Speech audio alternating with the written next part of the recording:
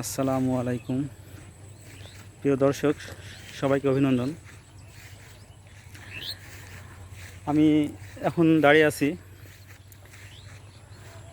গ্রামের মেঠো পথে। দুই সাইডে মাঠ, আর মাঝখান দিয়ে যে গ্রামের মেঠো পথ চলে গেছে সেখানেই দাঁড়িয়ে আছি। ঘড়িতে এখন 5:10, সন্ধ্যা লেগে যাবে কিছুক্ষণ পরেই। তারপরে বিকেলে এসেছি, 1/2 ঘন্টা হয়ে গেল। দৃশ্যটাকে নিজের চোখে দেখতেছি, অসাধারণ একটা মনোরম দৃশ্য। চারিদিকে ধান ক্ষেত, কোথাও বেগুন গাছ, কোথাও তুলা গাছ। আমি একা আসিনি, আমার সাথে আমার ছোট আপুরা এসেছে। এটা আমার ছোট আপা, সাফাই আপু। আপু হাই দাও। হাই। আপুর সাথে আসলাম। ছোট আপুদের সাথেই আমি মাঝে মধ্যে আসি বেড়াতে, গ্রামে আসলে। 1 বছর। কোথায় গেল রে? আমার সাথে আমার সাফা আপু বাদেও আরেকজন আছে, সামি আপু। আপু হাই দাও। হাই।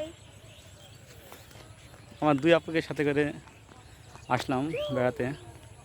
আমার এই আপুটা খুব কিউট।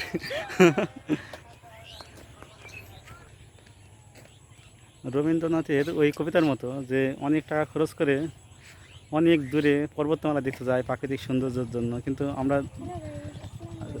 2 পা ফেলিয়া আমাদের বাড়ির পাশেই যে কত ধরনের সৌন্দর্য আছে আমরা তা অবলম্বন করি না। জংলি ফুল অসাধারণ, দেখতেই যেন চোখ জুড়িয়ে যায়। রাস্তার ধারে ফুটে আছে ফুলের সমারোহ।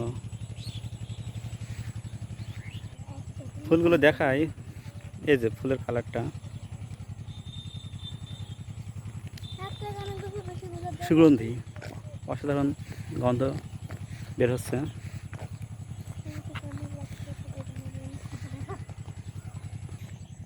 এছাড়াও আপনাদের দেখাবো যে আমরা যে পালং শাকটা খাই, মূলা শাক বা মূলা খাই, সেটা মাঠে কীভাবে চাষ হয়।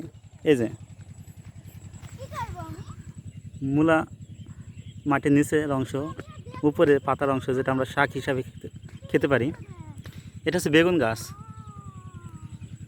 আর এইগুলো হচ্ছে কিছুটা পালং শাকও আছে এর ভিতরে। আমার মনে হলো যে পালং শাকটাও দেখায়।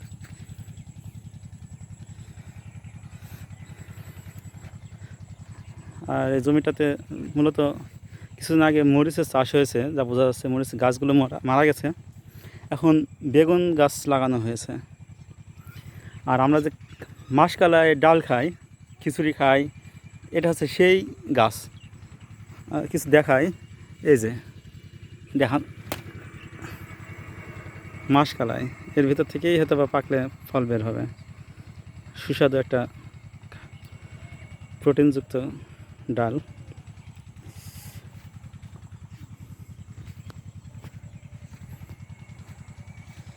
আর সত্যিকার অর্থে